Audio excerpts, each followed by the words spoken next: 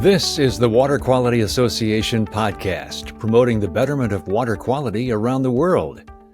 And hello, I'm your host, Wes Bleed.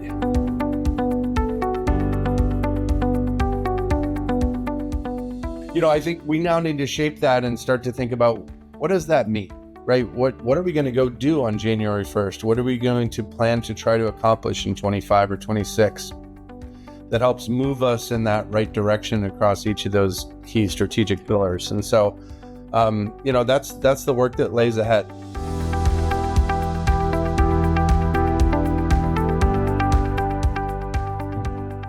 That's WQA President Judd Larned talking about the long-range vision for WQA and the strategic planning process. And welcome to the Water Quality Association podcast, the weekly podcast from WQA, the leading voice of the residential, commercial, and industrial water treatment community. Find us at WQA.org. If you're joining us for the first time or watching, perhaps, we're glad you're here. Be sure to subscribe to the podcast so you never miss a show. That's the magic of podcasting. And be sure to share the podcast with someone on your team. We also feature our podcasts on YouTube. Go to youtube.com/Water Quality Association videos. In this episode of the Water Quality Association podcast, WQA Susan Keaton speaks with WQA President Judd Larned about his role in the water treatment industry.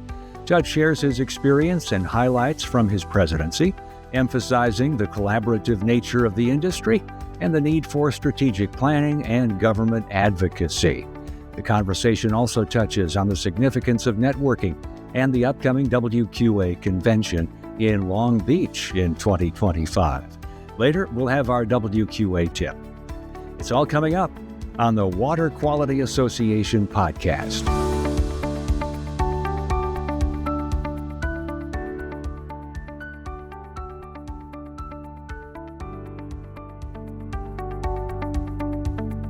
I'm Susan Keaton, WQA's Digital Media and Content Manager, and I'm here today with a very special guest, WQA President Judd Larned. Judd, welcome to the Water Quality Association podcast.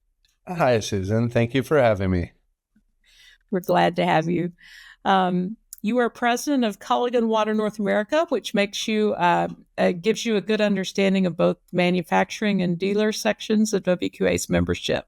So I've been with Culligan for just over 10 years. And the organization that I manage is sort of two sides. The first side is the franchisor business that's been around for almost 90 years and supports all of our Culligan dealers in the field who are doing a great job of supporting our consumers and driving that last mile. But in addition to that, we also have some stores that we would call company-owned stores. And I've got responsibility for that as well. So we've got a number of dealerships that we own and operate, which gives us the ability to touch the consumer and understand the consumer's needs. And then obviously we're supporting all of our dealers across the North America system in everything that they do to support the consumer. And you're fairly new to the water treatment industry, is that correct? Well, 10 years is pretty new, I think. And this is an industry that if you go around the room at a mid-year leadership convention or really any group of industry experts getting together, you see people with decades and decades of experience. So I still feel like a newbie, even though, 10 years has been an interesting run. I've learned a lot in the industry and have had a great time in the process. Speaking of mid-year, we're holding this conversation just a week after leaving the 24 Mid-Year Leadership Conference. So can you tell our listeners who've never attended what mid-year is all about, what it was like to be there, and some of the highlights for you?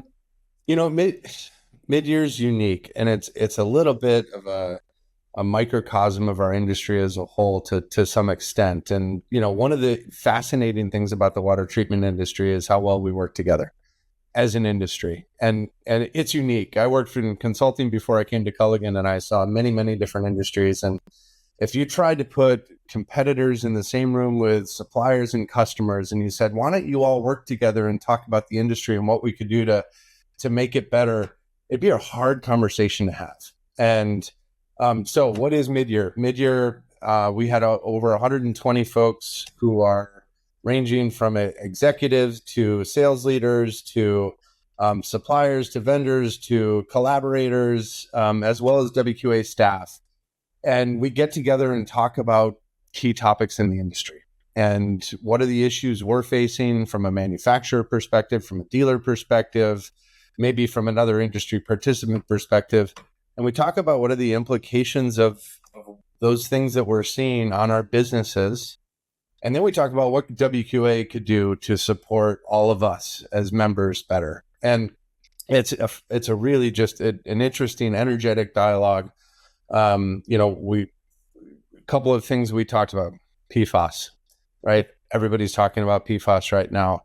And we had conversations around what do we see today, right, in our businesses? What are our consumers saying to us? What are we hearing maybe as we hear through the grapevine around government what the government might be doing or what local regulatory bodies might be doing. And so it's a really diverse conversation that sort of wanders a bit on all of the different things that we're seeing. But I love the fact that we're getting together because we as individual organizations can't necessarily make change as easily as we can together. And so if we can find a way to harness a 3,000 member organization and the energy and sort of momentum and the voice of that industry, I think we can actually have meaningful impact. So I don't know, it was exciting. In addition to that, there's a lot of networking that's going on. Yeah. It's the way that we all create personal relationships in this industry. The first convention I went to 10 years ago, I knew the 4 people in my organization that were with me and nobody else. And now I walk into a mid-year and I feel like I'm with friends and with dozens of them. And it makes it more fun too, to be able to engage with folks that are as passionate as I am about the industry and all with our hearts in the right places. Yeah, that's true. How would you mentioned convention. How is mid-year different though from the convention? So, mid-year, it's 120 to 130 people where we can have sort of a closed door, smaller group sessions, brainstorming sessions where we're actually creating content. Mm-hmm. We're creating ideas. We're brainstorming an issue. We're trying to think of potential solutions.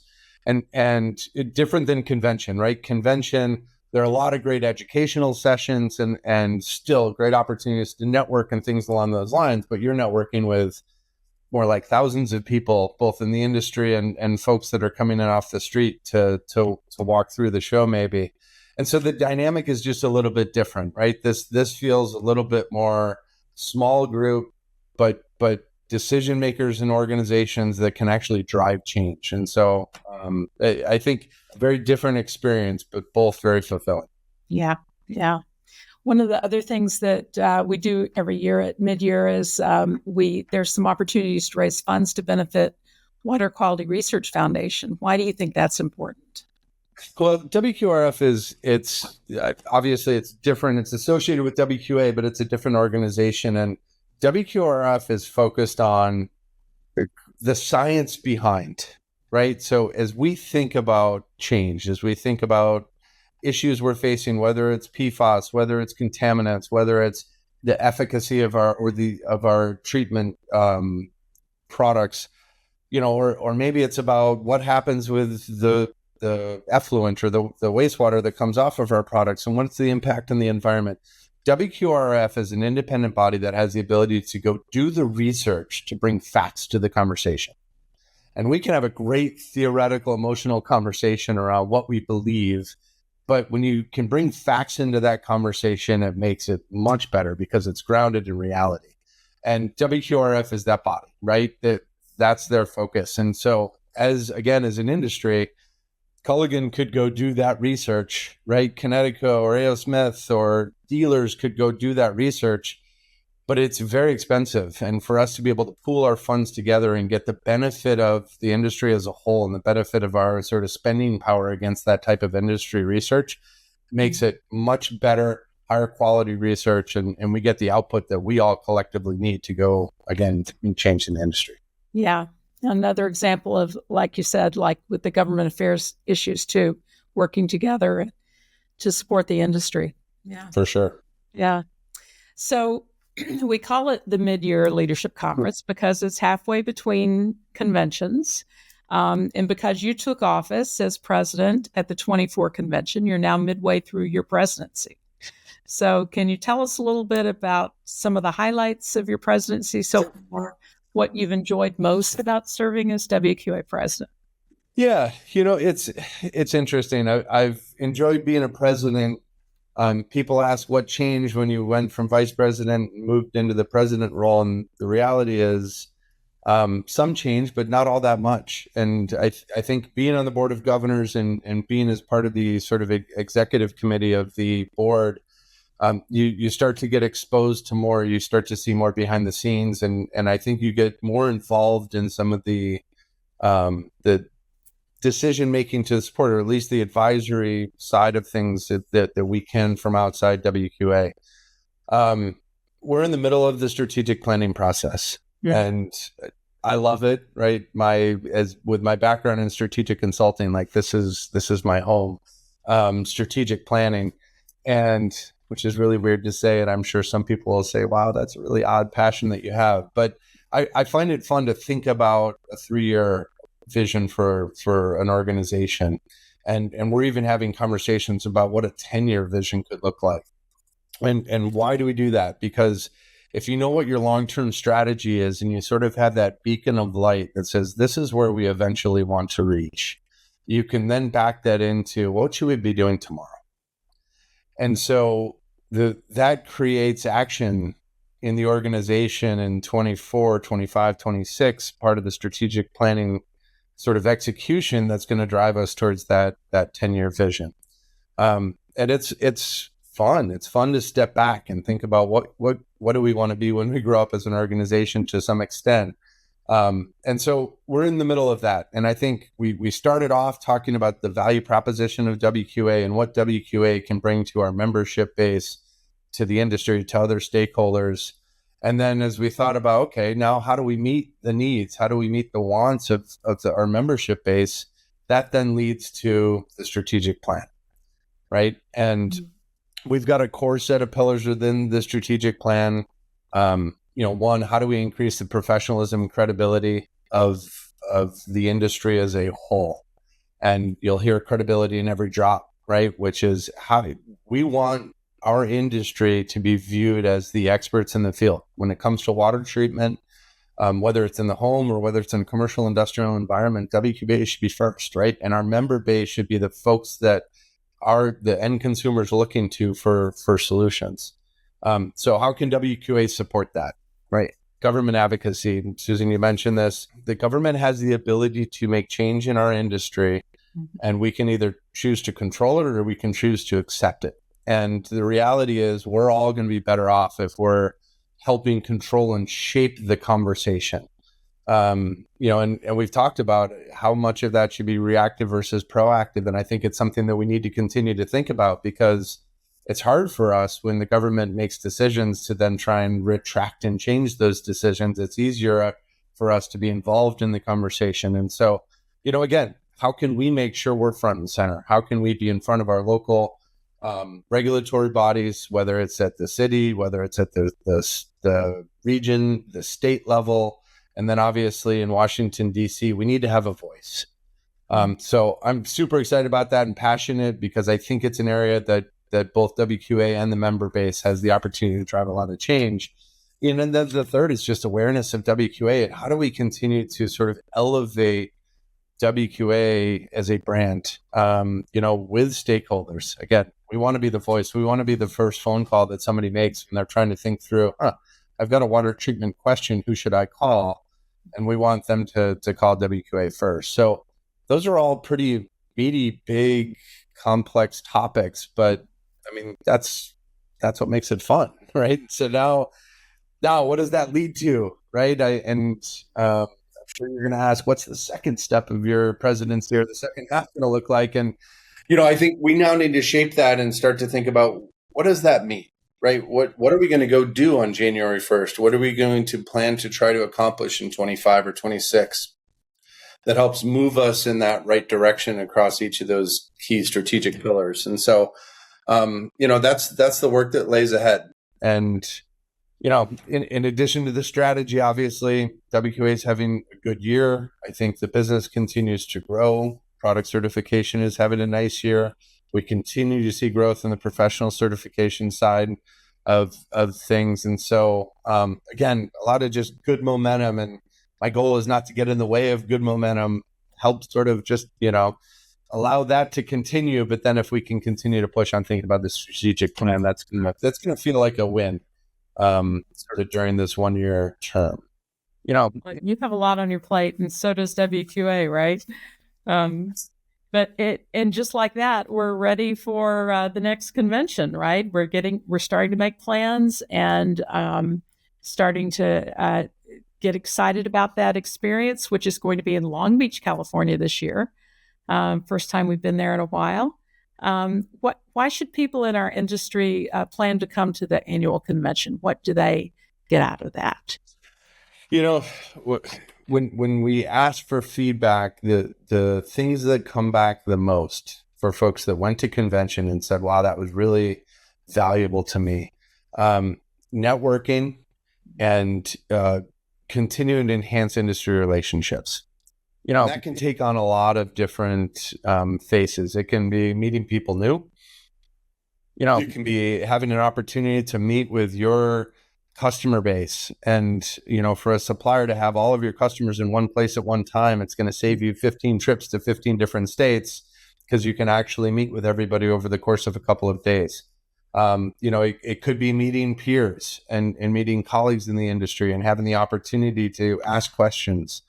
The education side, there are opportunities to learn more from experts in the industry on key topics that are very likely, if you're thinking about it or concerned about it, somebody else in the industry is as well. So why should you have to solve it on your own? And then the trade show, I think the actual exhibit is an opportunity to see what the industry is about. And you might get an opportunity to see what new products are. You might be able to find a new vendor or supplier for something that you're looking for. And so again, just an opportunity to educate yourself and continue to make sure that you're up to speed on the industry as a whole. Long Beach, I think it's going to be exciting. As you said, we haven't been there in a while. They overhauled their entire convention center, and I haven't been there, but I've heard it's beautiful. And really top-notch convention center. The one of the things that I liked as we were talking about where we're going to have convention in Long Beach is it's also a little bit of a smaller convention center. So unlike some places where you've been, where you sort of get lost in the shuffle and the chaos of, Las Vegas or Orlando, I think in Long Beach, it's going to be the Water Quality Association convention. And that's going to be what Long Beach is about for the period of time we're there, which is exciting, right? It's just going to create a better opportunity for us to all be near each other and get that networking that we're looking for. Yeah, it's going to be awesome. I think it's going to be great. I'm looking forward to it myself. Well, Judd, thank you so much for your time today. We appreciate your service to WQA. I think people can tell by listening to you that you're excited and you're enthusiastic and you have great thoughts for the future of our industry and are working hard to make those things happen. And so we appreciate that. And we appreciate you being on the podcast today. Thank you very much, Susan. One of my favorite conversations that we had at midyear was about what do you love about being in the industry? Mm-hmm. And there were two themes that came back consistently across everybody that responded and I talked to. One is our purpose, right? We're trying to improve lives through better water. Full stop, right? That's exciting. It's something that we can get really excited and passionate about. And the second was the people in the industry. And we've got an industry that is just filled with wonderful people that are trying to do all they can to support their consumers and support their businesses. And it makes it, I don't know, I get excited and passionate about it because of what we're all about. It makes it easy to put on a smile and talk about the industry. So, Susan, really appreciate you having me on the podcast today. Appreciate the conversation. Well, thank you very much.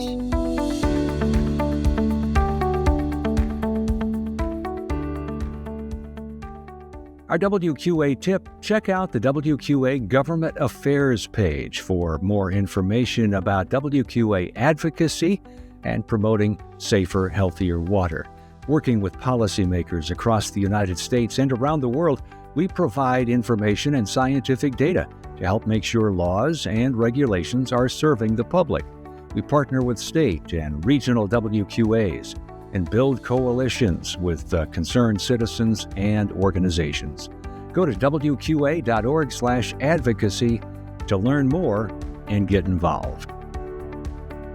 Thanks for joining us for the Water Quality Association podcast, bringing you the latest news and insights from the association, our members, and outside experts to help you better serve your customers and grow your business. Learn more about water and water treatment at our consumer website, betterwatertoday.org, and learn more about professional certification, product certification, and how you can become a WQA member at WQA.org.